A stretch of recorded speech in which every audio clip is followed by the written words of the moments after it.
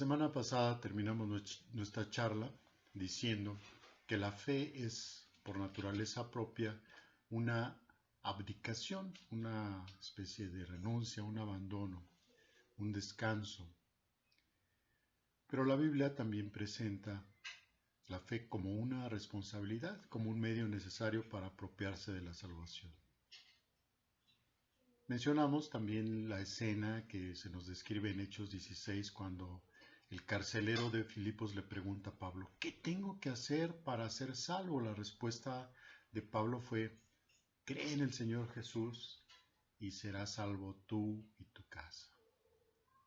Muy pocas veces, como en esta, se utiliza el verbo creer como un mandato, como un imperativo. Cree. En el Nuevo Testamento. Y vemos la naturaleza de la fe, que implica un recibir más que un hacer. En este caso, el carcelero pregunta, ¿qué debo hacer? Y Pablo le dice, cree en el Señor Jesucristo.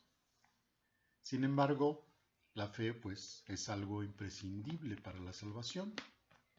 Aunque la fe no es la parte eficaz de nuestra salvación, sí es la apropiación necesaria para que la obra de Cristo en la cruz sea eficaz para nosotros en particular. Para que podamos ser justificados, nuestra fe no necesariamente tiene que ser fuerte, simplemente tiene que ser real.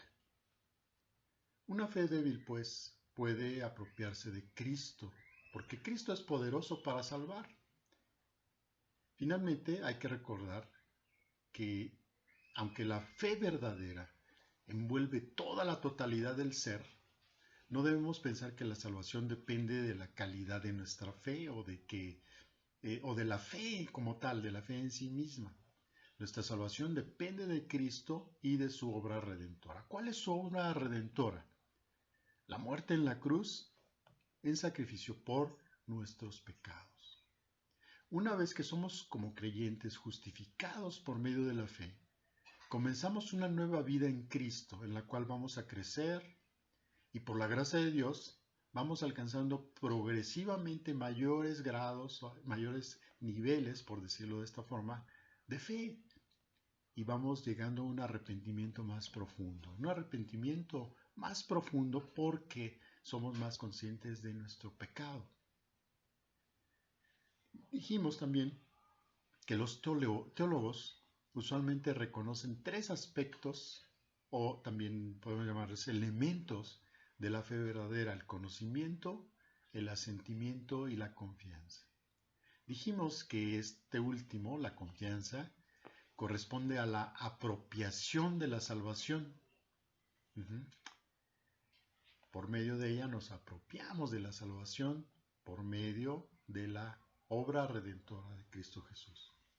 Aunque frecuentemente usamos los dos términos, fe y confianza, como si fueran sinónimos, los usamos de manera intercambiable, pero la Escritura establece algunas pequeñas diferencias que hay que identificar y conocer. Podemos encontrar la palabra confianza en algunos de los pasajes del Antiguo Testamento. Por ejemplo, este que se encuentra en el libro segundo de Reyes, en el cual dice lo siguiente.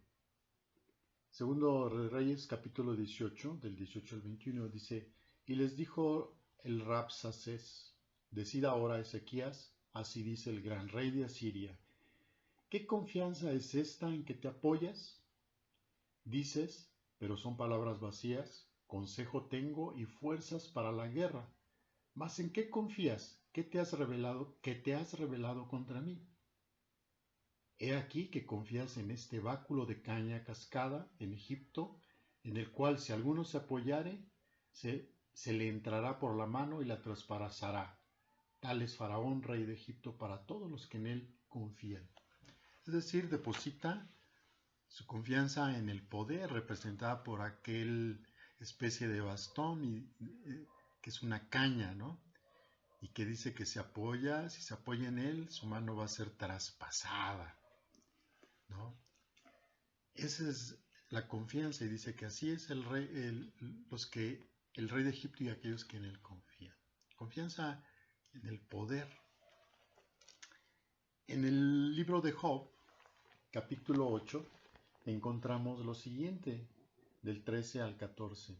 Tales son los caminos de todos los que olvidan a Dios, y la esperanza del impío perecerá, porque su esperanza será cortada y su confianza es tela de araña. Entonces nos habla de esa confianza en aquellos que olvidan a Dios. Su confianza se convierte en una tela de araña, o sea, en algo que no resiste absolutamente nada. Se puede romper de una manera fácil. En estas citas del Antiguo Testamento, como en muchas otras, porque el Antiguo Testamento habla muchas veces de confianza y también de fe, nos van a ayudar a entender mejor el concepto. En el hebreo existen dos palabras, emuná, que es fe. Esa palabra proviene de emet, que significa verdad, y la palabra bitajón, que significa confianza. No son exactamente lo mismo. Vamos a ver la diferencia y la relación entre esos dos conceptos que son parecidos. Todo aquel que confía en Dios también tiene fe en Él. El hombre deposita su confianza solamente en algo en lo que cree, aquello que considera que tiene el poder para realizar lo que él pide. Es decir, si alguien pone su confianza en el dinero, seguramente su fe está en el dinero, por ejemplo. Sin embargo, puede suceder que una persona tenga fe en Dios, pero no tenga confianza en Él. Por ejemplo, cuando una persona cree o se considera que ella no es merecedora de que Dios le conceda una determinada petición, porque digamos que ha pecado y cree que ha hecho malas acciones. Entonces, cree que hacer ciertas buenas acciones harán que Dios actúe o no actúe en su favor. Eso es muy común que la gente crea. Cuando esta persona considera que no tiene los suficientes méritos, trata de hacer esos méritos para que Dios le conceda su petición. Entonces, trata de obtener lo que quiere o lo que necesita a través de los medios que tiene a su disposición a su alrededor, en el mundo, poniendo toda su confianza solamente en ellos y no en Dios, para que le ayude a tener éxito en ese esfuerzo. Entonces podemos decir que esta persona de alguna manera tiene fe, pero no tiene confianza. Es decir, cree en Dios, puede ser que conozca a Dios y crea, digamos intelectualmente, en Dios, pero a la hora de llevar a cabo y depositar su confianza, no siente que Dios puede hacer aquello que ha prometido, o que pues por mi falta de méritos no puede Dios hacer nada. En cambio, todo aquel que tiene confianza, indudablemente también tiene fe. Pues confianza se puede comparar, hermanos, con el fruto de un árbol. La fe es el árbol. Y el fruto es una señal evidente de la existencia del árbol. La confianza que la persona tiene en que Dios lo ayudará concediéndole las peticiones demuestra la existencia de la fe. Evidentemente esa persona cree que Dios tiene el poder para ayudarlo y además lo hará. Debemos saber que nuestro corazón, más bien debemos saber de todo corazón, que todo, absolutamente todo está en manos de Dios y que Él puede cambiar la naturaleza y no hay nada que impida a Dios salvar al creyente de sus problemas, de sus tribulaciones. Incluso si están muy cerca de Él, pues los caminos de la providencia de Dios son ilimitados. Vamos a recordar las palabras que están escritas acá en Romanos 8. Romanos 8, versículo 35 al 39. Dice, ¿quién nos separará del amor de Cristo? ¿Tribulación o angustia o persecución o hambre o desnudez o peligro o espada? Como está escrito, por causa de ti somos muertos todo el tiempo. Somos contados como ovejas de matadero. Antes, en todas estas cosas somos más que vencedores por medio de aquel que nos amó. Por lo cual estoy seguro de que ni la muerte, ni la vida, ni ángeles, ni principados, ni potestades, ni lo presente, ni lo porvenir, ni lo alto, ni lo profundo, nos podrá, ni ninguna otra cosa creada nos podrá separar del amor de Dios que es en Cristo Jesús, Señor nuestro. Estas son palabras en las que debemos confiar. Es decir, Dios puede cumplirlas y lo hará.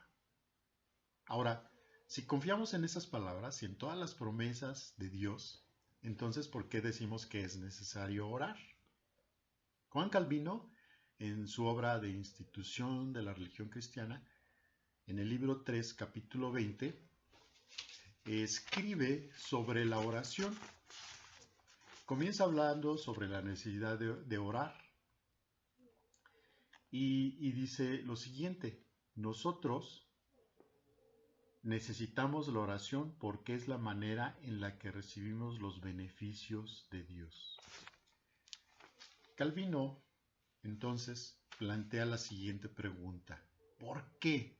Si Dios siempre va a hacer solo lo que sea su voluntad, entonces ¿por qué nos molestamos en orar? ¿No es entonces superflua la oración? Él mismo responde diciendo que primero que todo, la oración nos transforma a nosotros, nos cambia. Además, la oración es una orden de Dios y esto debería ser más que suficiente para cualquiera de nosotros. Pero de esto hablaremos la próxima semana. Por lo pronto, que Dios les bendiga y la paz de Dios, que sobrepasa todo entendimiento, guarde sus corazones y sus pensamientos en Cristo Jesús.